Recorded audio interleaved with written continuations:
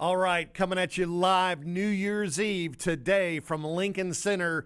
We got the guy that's going to teach you all about systems and processes, and he is the king of coaching here in the Dallas area. Coming up next on Cliff's Notes. Real estate agents, are you struggling with the day-to-day grind, dialing for dollars, putting in hours of floor time with little to show for it?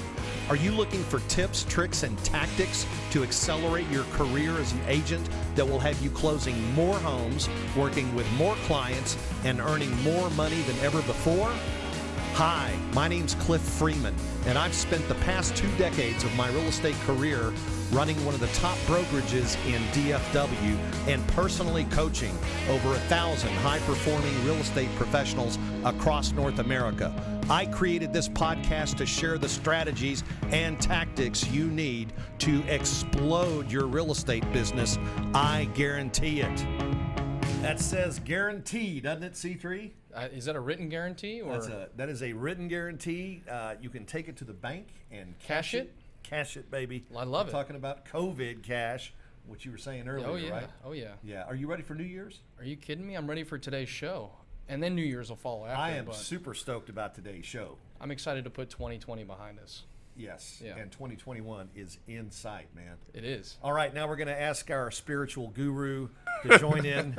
Dr. Giles, how are you, sir? I'm good. How about y'all, man? Good, man. I'll tell you, it's raining outside. It is, but it's sunshine in the studios today, man, because I got you two smiling faces in front of me. It's raining so hard, it's like a cow peeing on a flat rock Oh, there, God. man, I'm telling you. In fact, we were driving up, and I saw the animals pairing up on the way up here. Oh, God. Yeah. That's a good Cliffism. Yeah, there you go. So we're going to have to do our little sports jive here and figure out who's going to win the Eastern Conference in the NFL. What do the Cowboys got to do? You know what? I think they have to beat the Giants tonight, and they also have to have Washington lose to Philadelphia, which it pains me to go for Philadelphia, but we're going to have to go for Philadelphia today, man. Hey, man. We had the Christmas star this year, first time in how many, 700 years? So yeah. You never know what could happen, right? You never know, man. Does that mean the stars are aligning for next year? The stars are aligning for next year. That's right, for sure. Wow. And, let's not forget the Mavs. Oh, yeah. Right? Yeah. They slaughtered the Clippers away for their first game. I then saw they had that. their first home game last night. And they kind of laid an egg a little bit, but, it happens to the best of us. I think they must have been popping the champagne cork at halftime, during that game. They let the 50-point lead at halftime the last game go to their head. That's what it was. Man, that was first time. Wasn't that the biggest lead in NBA history? Yes, indeed. Something like that. Yes, indeed. One for the books. Yeah, indeed it is. Well, guys, ladies and gentlemen in the audience, welcome. So excited to have you here. Without further ado, I want to introduce one of my dear, dear friends who I met back in 2012. We coached together some of the top agents in North America, and this guy is an Iron Man, and you're going to see what I mean here. Watch this.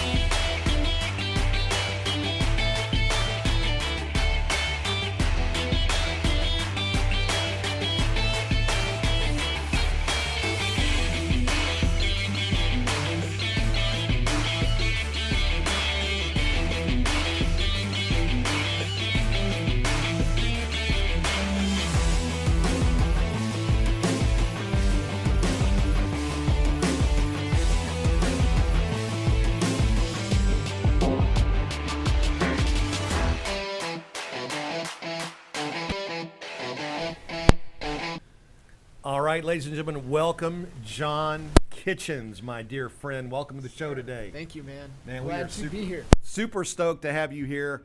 And this is what we're going to call this Rider Downer Day. Rider Downer. Okay, like we're going to have a bunch of Rider Downers for everybody in the audience. And John is one of my favorite people. He's a real person, and he has a heart to help people. And C3, you've known John for a while. You remember back in 2012, you were still in high school. I think we played a round of golf with John, didn't we? Yep. Back in the Yep. day. And Yep. a lot of people don't know, but John used to be a golf pro.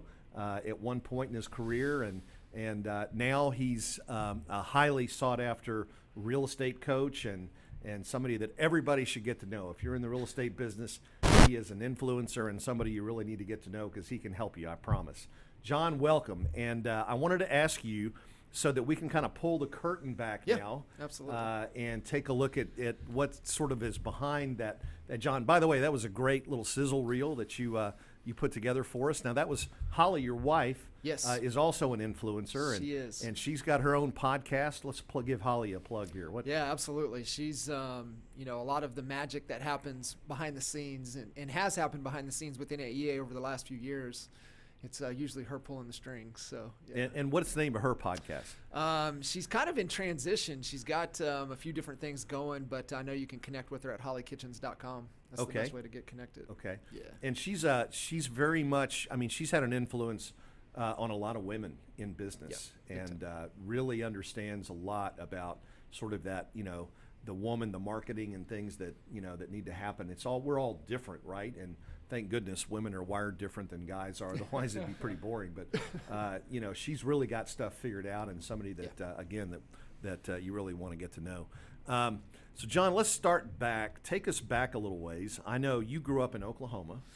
Yeah. And you grew up around some other friends of ours. That's right.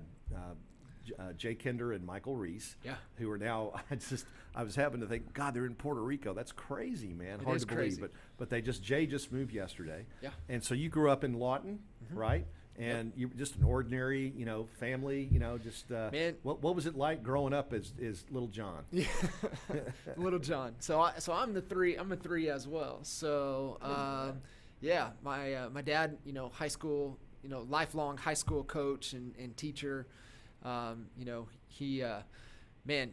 If you're growing up in a coach's home, right, the only way that you get to see your dad is you better hop in the truck, right? And you're going to practice and you're going to you've got to hang out. That's the only thing because, as we know in Oklahoma, you have to coach multiple sports just to help make ends meet with, the salary up there.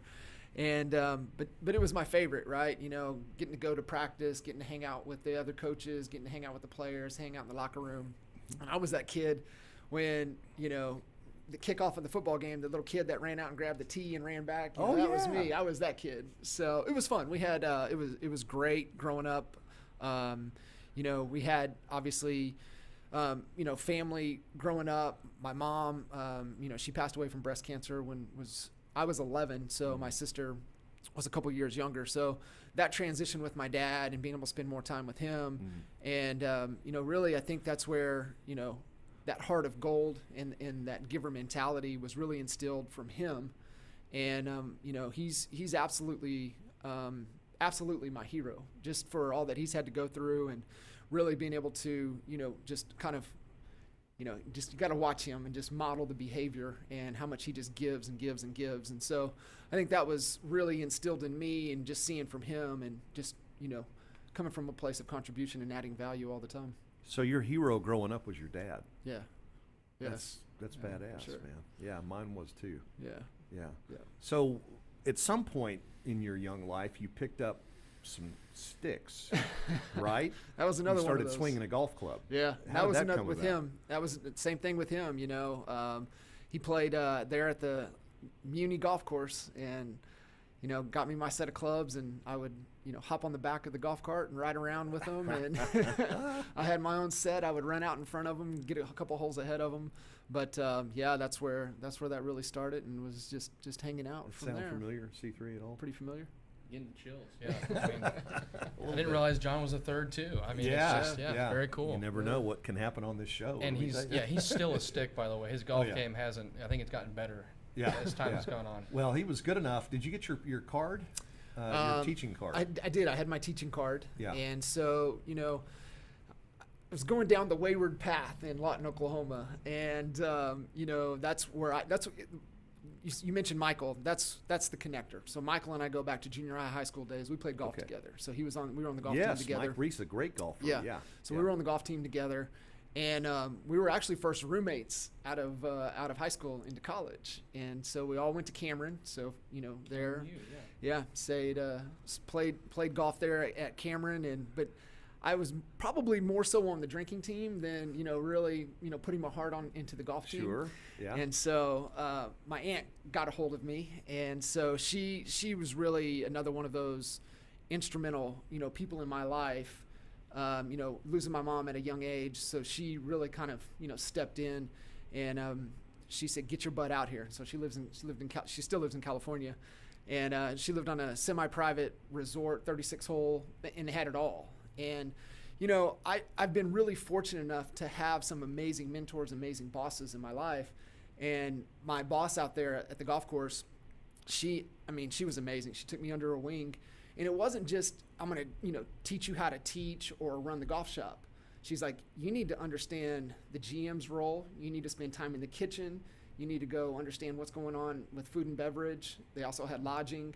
So she really taught me the dynamics, and that's where I think really helped me from a business standpoint to see all of the different angles. And, she let me fall flat on my face with the merchandise, right? So when David Duvall was #1 in the world, and, Tommy Hilfiger and whatever all he was wearing, I was like, oh, we got to fill the golf shop with this. And she knew in the back of her mind it wasn't going to work. But she let me fail. And I think those were just some great lessons.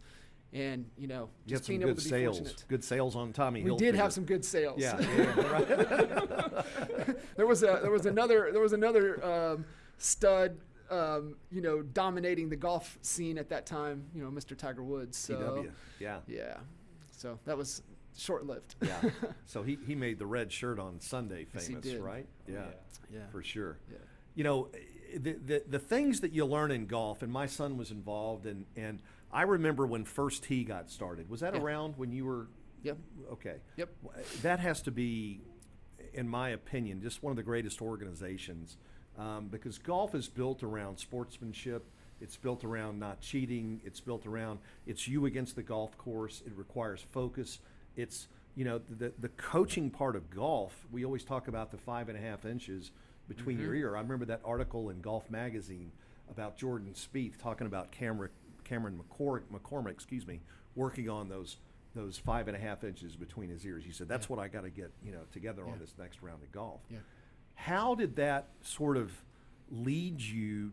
And I know there's another story about real estate, how you got into real estate, but how has what you learned being a golf instructor, is that an impact on your ability in the way you coach real estate agents at all? Yeah, I think it, golf is one of the things that will humble you the quickest. And I love, being able to go and spend time with people on the golf course and see how they behave, because that usually shines a light into how they're going to behave in other situations and other scenarios and everything else in life. And competitive, like, I don't care to ever play competitive golf ever again, just because when I go out, I want to have a cigar, I want to have a couple beers, I want to relax, I want to play with people that love to do the same thing. They hit a bad shot, they smile about it, laugh about it, drink another beer, let's go to the next hole or whatever. And I think you find, those characteristics in people, and understanding that they don't hold on to things and they let things go. And, we probably will get into it in, conversation here in a little bit, but I think that's one of the key characteristics that I see in success in real estate agents in their business, is that they have a short-term memory, right? They know they're going to make mistakes, but they're focused on the bigger future, and they're willing to let, they're not going to get hung up on, that bad tee shot, or I just pushed one dead right out of bounds, tee it up again, So I think those things, there's a lot of similarities that carry over from the golf course into life. And I don't know, that's just what I love to myself, because I've been on the opposite side, right? I've been the kid that, slinging the $200 putter right into the pond, and so it's just that being able to learn from that and grow. And I think the same thing applies to life and to business. Okay. Just sort of to kind of fast forward a little bit. You spent a little time on the food and beverage side of things. Yep. Right? Ran a restaurant. No, it was bar. Bar. Okay. I want to be real clear about this. Okay. Because this is what led to actually being able to get connected with Kinder. When I left California, I moved back to Oklahoma, hooked up with high school buddies, and serial entrepreneurs. And, they were building chain restaurants all across the country. And he wanted to get off the road, but he needed somebody he trusted to be out there with his business partner. And so, pretty single at the time. So, it worked, being able to bounce around. And then as I was having my oldest son, and I said, hey man, I'm off the road. I'm staying home. And he's like, all right. Well, we ended up selling that business, and we ended up selling 2-3 other businesses as well in about a 3.5 year period. And we're sitting there and kind of figuring out what we want to do next. And he's like, hey, that place up the street's for sale. I think we should buy it. I was like, all right, cool, let's go. Well, it happened to be a bar establishment. And 120 straight days, this was 2004, 120 straight days from January 1, 120 straight days later, I had not had a day off. I'd been in that bar every day. Yes. And when you walk in at 6:30 in the morning and you walk over and you go ahead and pour you a little, Crown on the rocks, you got to make a change in your life. And word got out that I was out of there, and Michael Reese had found out, and he went to Kinder and he said, you better hire this guy. And I met with Jay in October of 2004 and started November 1st. Okay. Yeah. And that was with the real estate team in Lawton, right? Jay's Yeah, dad so, was Coldwell Banker, and Yep. Jay had a team, and Dad had a team. And Yeah, Jay was already successful, and what's crazy, Lawton, Oklahoma is small. Mm-hmm. I had heard Jay on the radio, I'd seen his picture, I'd seen everything, but I had never met him. Right. And so we got together. It was the first time I met him was sitting in the office, 1146 Northwest Cache Road, big 2-story monster of a building, and it was actually being remodeled at the time. We sat in the remodeled office and went through the disc test. We talked, and ended up working out. But Jay was already on that rise, and in 2004 we ended up closing 340 deals, and then next year we went to 430, and then we went to 521, and it wasn't without putting the rails around this. I would liken Jay at the time was he was a rowboat with a 1100 horsepower motor on the back, right? He's just going, he's all over the place, and he just needed some structure, and we were able to put some structure in place, and that allowed it to make that jump to get to that point. And hearing you tell this story reminds me of the story of how Mike and Jay reconnected at Lake Texhoma one time. Yeah. When Mike saw Jay go by in this fountain going about 100 miles an hour, and decided he wanted to find out what Jay was doing, right? Yeah. He says, how did you get that boat? And he said, well, it was real estate. And then Mike said, well, I need to learn real estate, basically. Will you put me under your wing? And that's kind of how they got together. Wow, that's really interesting. So was that the year that Jay was number 2 Coldwell Banker? Yeah, that would have been 2006 when we hit 521. Right. And it was a rough year. I mean, we had the team was the largest that it ever was. New opportunities were popping up. Distractions really start to come into play. And when you get to that point, the more it's like, oh man, life's gonna be better when you're doing more deals, you become more successful. And the opposite is true. More opportunities come your way. So if you don't have a really good decision-making process, you end up saying yes to a bunch of stuff, and you get spread super thin. And that's what was happening. There was a lot of that. And at that time, you start to see the cracks in leadership. And at that, for us, it was really it was a challenging time and experience and opportunity for growth. And you got to keep in mind, I mean, we were already, we're already working with Jay Abraham at this time, right? We've already been to Anaheim. We've already spent time investing in with him and learning like sponges, and just trying to chase all of these opportunities and not understanding some basic fundamental leadership principles. Mm-hmm, mm-hmm. And that was the one thing that was missing for his personal development and mine as well. And what we went through and what we experienced was that in the absence of a clear vision and a clear path for opportunity, that's where your key people will think. And we're seeing this in the real estate space as well, that, hey, there's no opportunity for me here. Let me go look somewhere else.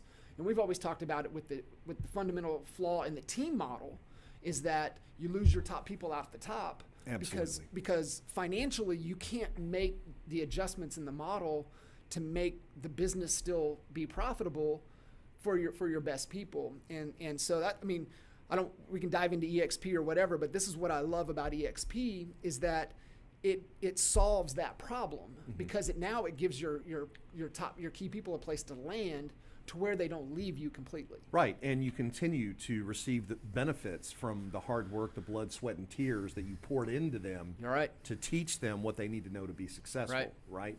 So, and we will dive into that in just a little bit. So let's see. So at this point, you guys had already, because Jay and Mike were, and Jay in particular was a Proctor disciple for a long time. Right. And then a lot of people think that Craig Proctor invented the guaranteed sale program. He didn't. Ask Jay Abraham, right? Jay Abraham invented it and basically gave it to Craig. And then at some point, you guys, before I met you, because the first time I heard about Kinder Reese, I was coming out of the bathroom at Keller Williams and I ran into Mike. Mike looks at me and he goes, "Hey, aren't you the coach at the Market Center here?" And I was the productivity coach at the time of the Frisco Market Center. He goes, "Hey man, I want to talk to you." He says, "Me and my friend Jay, we got a coaching program where we need a coach. Come by my office." And I was like, we were washing hands and stuff. We're like, "Okay, super, I'll come by." And I met with Wally and Jay and everybody, and shortly thereafter, I was in with Kinder Reese. But when did that sort of become the direction that Mike and Jay and you guys wanted to go with coaching? Because you started out selling websites, right? Wasn't it? It's crazy. Where it all started was they were going to write a book called Coachable. And then the over-the-web 3D web opportunity and web agent solutions became the distraction. Yes. And so, if we've seen the clip, Jay and I were in Anaheim, and Jay walked up to ask Jay Abraham the question to get some guidance on, hey, what should we do? Thinking about this program, we're either, hey, do we franchise this? Do we coach this? What do we do? And the clip where Abraham says, I would partner with them, right? And so this was 2006. And he says that. And so, they get distracted with over the web, web agent solutions. We're flying to Philly. We set up, a team. We have a team in Lawton office. We're selling websites. And, that's where I was kind of going with where when you don't see the vision and the bigger picture, your key people don't think that there's an opportunity for them. And that was the leadership growth. And, maybe we've heard the story, but when Jay talks about his right-hand guy takes his business partner, his top 2 agents, and one of the key admin, and goes and becomes a competitor. That's what happened. Right. So we go out and start up, and I'm pro partnership, but we can talk the nuances of being a partner with one partner and the nuances with 2 other partners. So. I learned a lot during that time away from Jay as well as he did. And I didn't talk to him for 2 years. And he kept trying. And then finally, let ego get out of the way. And, we got back together and thankful we really did. And, we made amends and apologized and had a few beers and, talked about really what is the vision? What is the big picture? What is it that we're wanting to accomplish? And that's what was missing. And now you feel a part of, you're a part of something, right? The contribution, and you're making a difference in something bigger. But you got your graduate degree in that time, though. I did. In leadership and what, I did. Yeah. I did. And I actually, that was the period there where I actually got into the trenches and sold pretty much full time. So running and building a new company, two different partner dynamics, as well as selling at the time. And so, I got licensed immediately when I got on board with Kinder. But during that time that we were apart, that's where I right? Agents used to BS me a little bit, and okay, you can't BS me no more. So it was great to have that perspective. And during that time, I picked up a relationship with one of the top builders in the state, and became really good friends with him. And when I ended up, he was the reason. So, what's that single best piece of advice you've ever been given by somebody? It was by Willard Barnett. And we were sitting outside the model home one evening, and he pretty stern, used a couple choice words, but he said, "You're an idiot and you need to get back to kinder." And I was like, "What do you mean?" And so really listening to him was what let that ego get aside, right, and connected back with kinder and got back on. And when we were talking, that's when, this was Kinder Reese. So it was taken off shortly thereafter. Mike had that conversation with you, and, Jay was like, "Hey, I can't do this without you. I need you to run this office." Right. And so that's when we took the reins and ran with the Lawton office and really understood the business dynamics. That's where really understanding profitability, getting introduced to Greg Crabtree, spending a lot of time with him, structuring the model that way. Yeah, so let's go ahead and dive into it, because I've always thought you've had a great business sense and a great business head. And you're a numbers guy, you like to go into the details and stuff.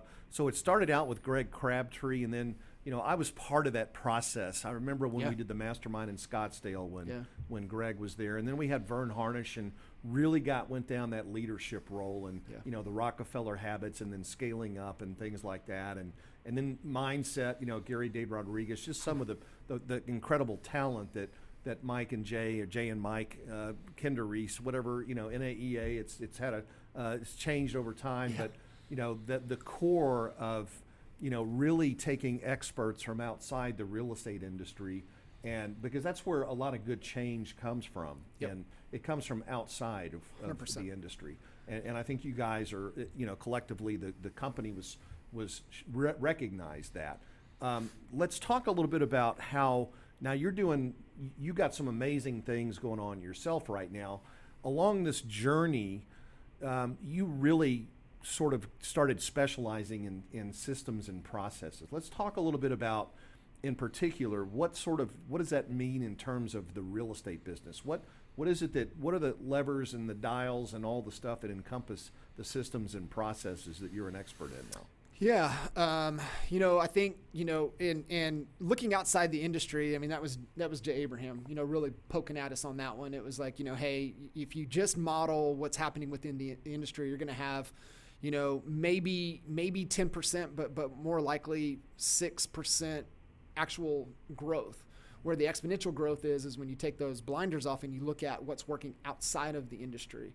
And that was just one of our beliefs, and that's what we always looked at, and working with Frank Kern, working, with everybody that you had mentioned. And also, I think one of the other ones was Clayton Mask at Infusionsoft. That's that leadership piece that really took things to the next level for us. But I think really early on, especially when I got on board with Jay, this even goes back to the golf course days, and just even, it's just routines, right things, right order. All three of us play golf. We have we have the same routine. Like I've played one round of golf in the last 2 years, and yet the time that I went and played, it was like nothing. I mean, it's the same routine. It's the same stepping in, same little waggle, same 3 strokes with the putt, whatever it is, right? So it's that same sequence. And so that was instilled there. But when I got on board with Jay in the beginning, he was really people dependent and had some bad apples. But it was like, okay, but if I fire him, who's going to do that? And so it was a pain. And that's when we started, okay, hey, we're going to document everything. There's going to be a checklist for everything. That way, if that person don't come in, it doesn't matter, right? Somebody else can step right in, and it's the same consistency. And so we just went to work, and we started just making a list. Hey, okay, this is the biggest threat. Let's fix this one first. And it was just, we didn't overcomplicate it. It was really that simple. And it was just, hey, what do you do? And, hey, can you do this? Why are you doing it that way, right? And so just starting to question everything and all the process that everybody did, and really just help to optimize it.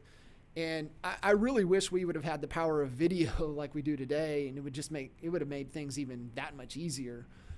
throughout the whole process.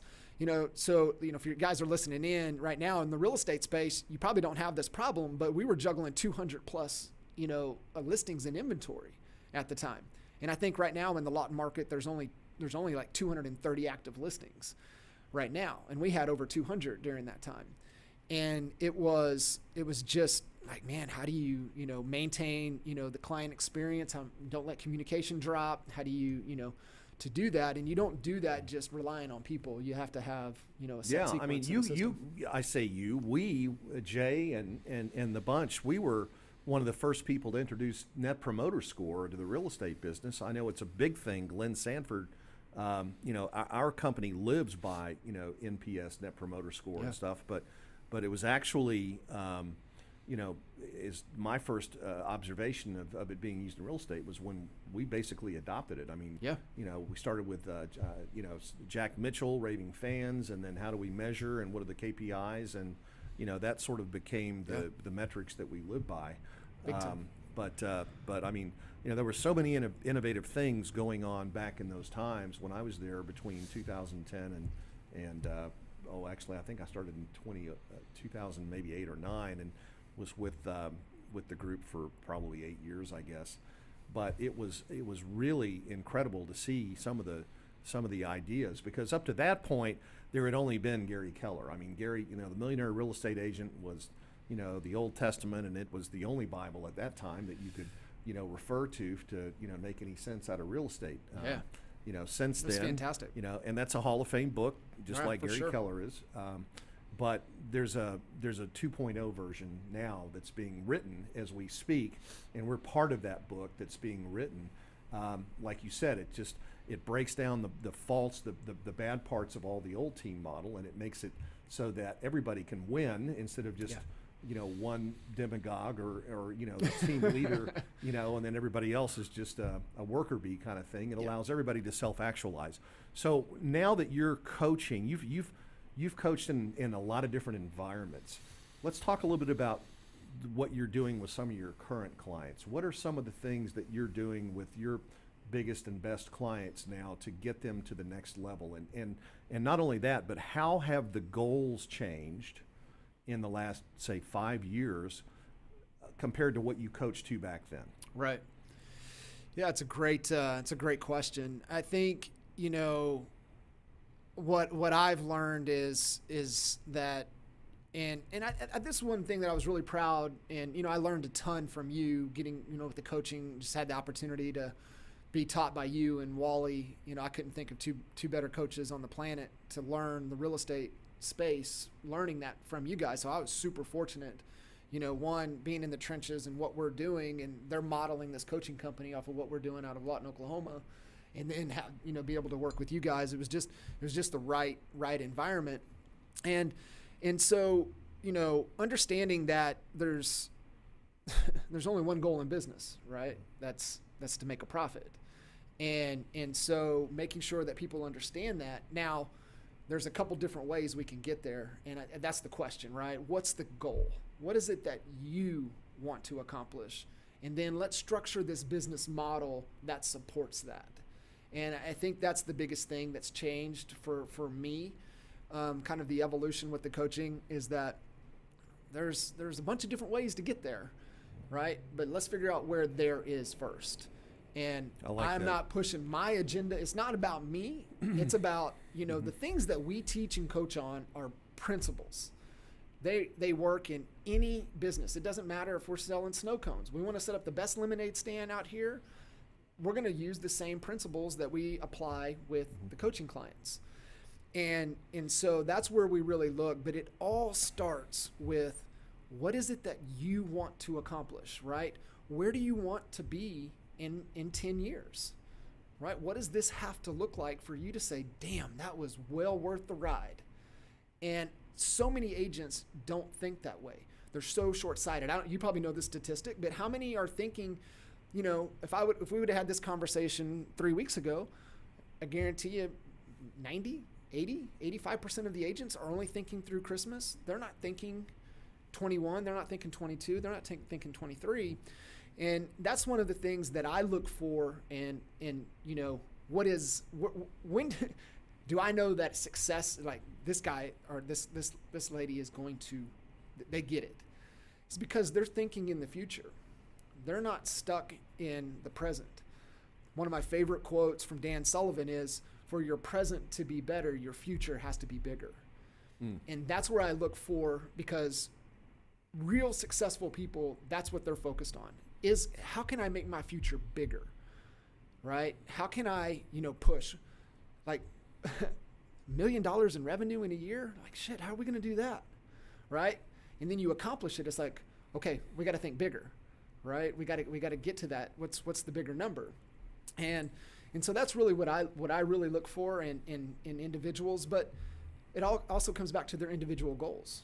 Right. There's certain so the goals, let's talk about the goals for a minute, because it used to be wash, rinse, and then at the beginning of every year you had to do the damn thing all over again, right? Yeah. And then another business model showed up, thank the good Lord, okay? So that not only long term do you not have to reinvent yourself every year, but you can create generational wealth through passive income and through equity ownership now that the model has been flipped upside down. Because back in the old days, the broker used to be where the value was provided, right? Wouldn't you agree? I mean, when my mom was a real estate agent with Ebby Holiday back in the little White House, Ebby got all the leads, and then she basically fed the brokers. The brokers were the agents. They were very dependent on the broker. Nowadays, agents generate their own leads. They run their own teams. The value of the broker has diminished unless you're talking about the value of leverage, right, which is in the platform, okay? Yep. What are you coaching people to now about where they need to be in 5 years? What is because if you go the old MREA method, you're going to be 7 levels, you're going to have a lot of blood on the carpet, and you're still not going to have an exit strategy. How are you teaching people now they can build a business and have an opportunity maybe to retire from real estate as opposed to become somebody who had to quit selling and then outlive their money, for example? Yeah, I think, it goes back to, really thinking about what is that exit strategy for you. Had a conversation with one of my favorite clients, longtime clients, and she was like, I just don't understand how these agents don't get it. She goes, my first agent before she became an agent, she goes, they put her in hospice. She was showing properties 2 weeks before she went to hospice. And that's real in real estate. It's until wrong. Now. It is wrong. It is so wrong. And nobody's ever got them to see that there is a better way. And for us, for so many years, like we would debate conversations on end. How can we add more value to the agents? And the old model just wouldn't. There wasn't enough to be able to pour back into them. And if you really say, and I hear it all the time, I care about my people. If you really, really care about your people, you would be at EXP, because that is a model and a platform that you can plug your people into that they can give what you can't. There is nothing being independent or any other franchise or any other, you can't give what you can plugged into a better platform. And so, like, if you say, and I hear it all the time, but they're still not at EXP, but they say they care about their people. And it's like, if you truly, truly care and you do what's best for them, then, you have to look at it. You have to look at the model. Lars Heddenborg, he was on the show a couple of weeks ago, and he had a scotoma, a blind spot, self-admitted, and he's one of my dear friends, and we've known Lars back from 2010 when he started coaching with Kendra Reese. Right? Lars flew in. He spent some time with us in the Lawton office. Yeah. What an influencer, what the things that he's achieved. We should all be humbled. He's just killed it. And, his testimony now is, look, the most expensive thing that you can own in life is a closed mind. That's the most expensive thing you can own. Yep. And and again, I'm not trying to influence people whose gates are closed and are happy where they are. there's always going to be room for lots of brokerages and so forth. Sure. But depending on what your goals are, and that was really the reason for the question, is what are your goals? If your goals are to make as much as you can per transaction, well, you should be a broker. You shouldn't work at a discount firm or a transaction only firm. You should just go be a broker, and you have no costs, right? I mean, you're paying yourself.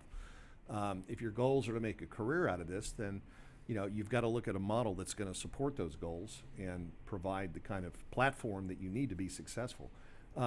Talk to me a little bit, because one of the things that's on a lot of people's minds right now is they get to a certain point with their business and they kind of saturate their MSA, their market, and they look for expansion opportunities. Mm-hmm. How are you coaching people now differently into expansion opportunities than you did 3 or 4 years ago?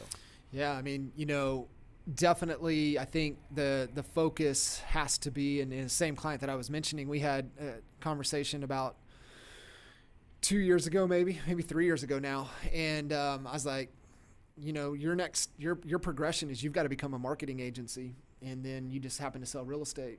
And she ran with it. I mean, she's got a team of 5. She is a marketing agency. Well, let's face it. I mean, McDonald's is really a toy company that sells hamburgers, aren't they? Or they're a real estate company that sells hamburgers.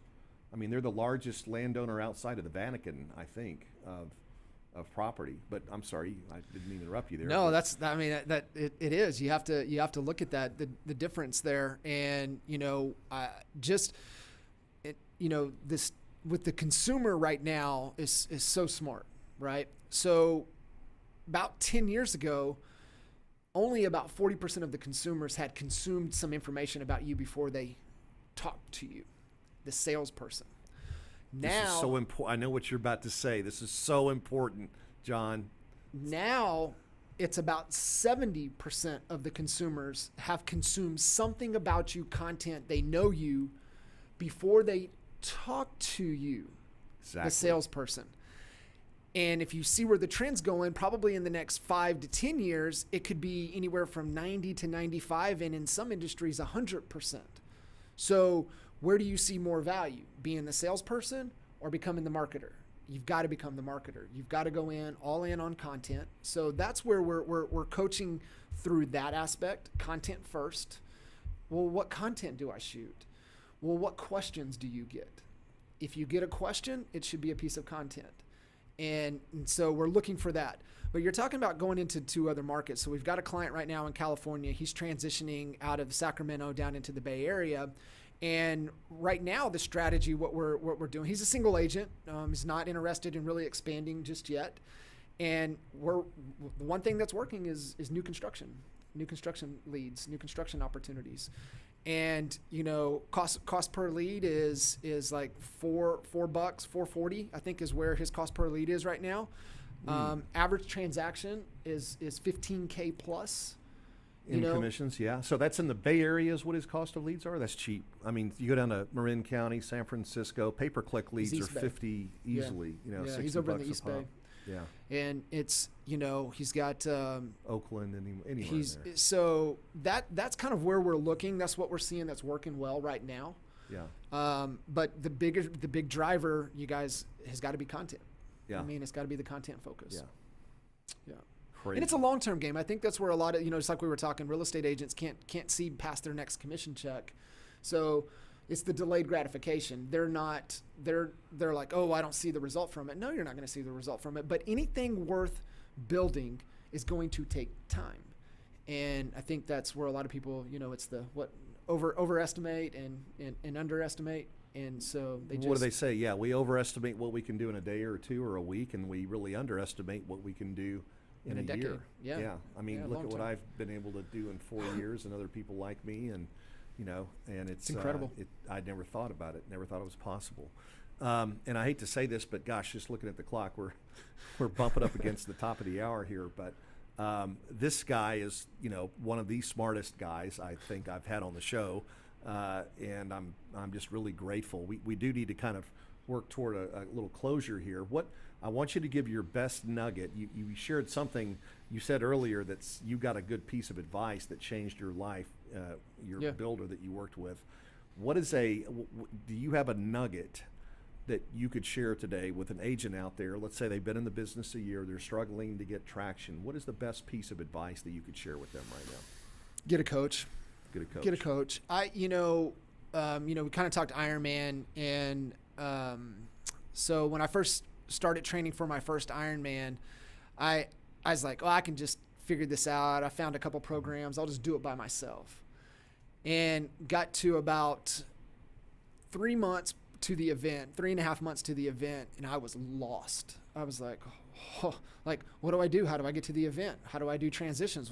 How do I get my bike there? What am I doing? And I was like, this is ridiculous.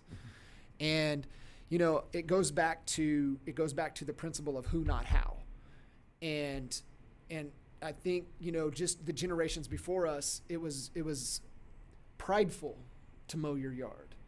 You took pride in washing your car. You took pride in doing all of these things that are taking time away from the things that matter the most, that drive the most results in your life, be it high lifetime value or high leveraged activities, and figuring out, okay, who can I get on my team, or who can I get to help me do this, instead of me trying to figure out how I'm going to do it. And that's the biggest growth lever for all of us. If you can just start embracing who, that's the first question, not how am I going to do this, but who can help me with this? Who can I get on my team? Who can I hire to help me accomplish what I want to accomplish? So don't try to figure out the how, just find a who. I got to tell you what, if you didn't write that down, you need to go back and just replay the last 3 minutes of the show here. That was absolutely key. A lot of people think that coaches, and we're talking about, there's some people who say they're coaches. Find somebody who's done it. Find somebody who's been there. Don't find somebody who's brand new in the business and saying they're a coach, something like that. But sincerely, do your research. Find a great coach.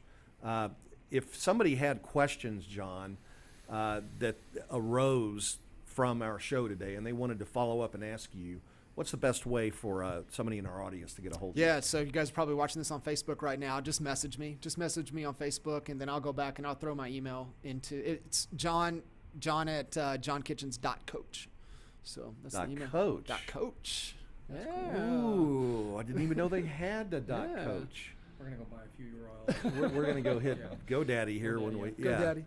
I love it. Yeah, I love that's it. That's awesome, John. Yeah, I appreciate you guys. Man, I am just, it's so exciting because EXP has brought so many of us back together. You mentioned before, you and Jay separated for a while.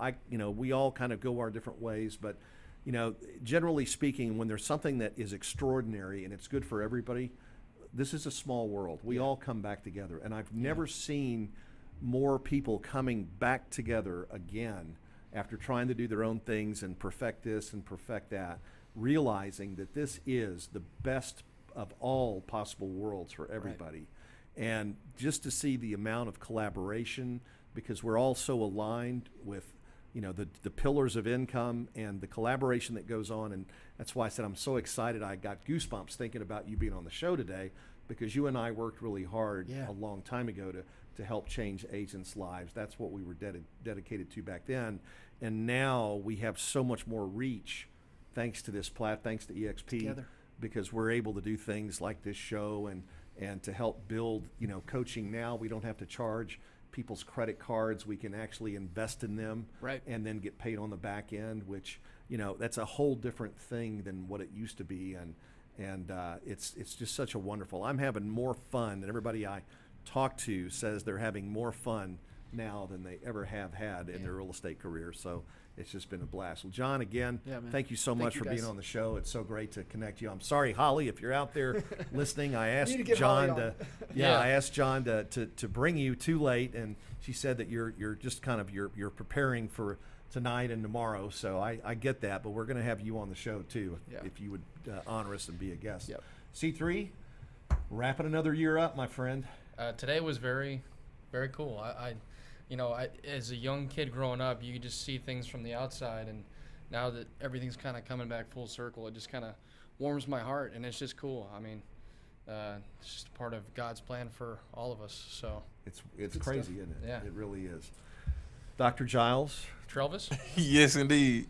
I want to thank you so much for all the hard work and effort and love you've shown us in 2020. Not a problem. Although the road's not always been smooth, we've had a few bumps, not because of you, but we had a little COVID scare one time. Absolutely. You know, we just had some things go on this year that have just kind of been unusual. Sure. But I just want to tell you how much we love you and thank you for who you are and helping us and for being an integral part of our show. And we're excited about 2021, baby. It's coming Most right down definitely. the pipe here, and we're going to be back for another 52 episodes, hopefully, of Cliff's Notes in the next year. So you guys in the audience, thank you so much for being here today. We love you, and we wish you the best new year ever, right? Talk to you soon next week right here on Cliff's Notes. All right, folks, tune in to Cliff's Notes every Thursday at 1 o'clock Central for the tips, tricks, and tactics to explode your business. I guarantee it!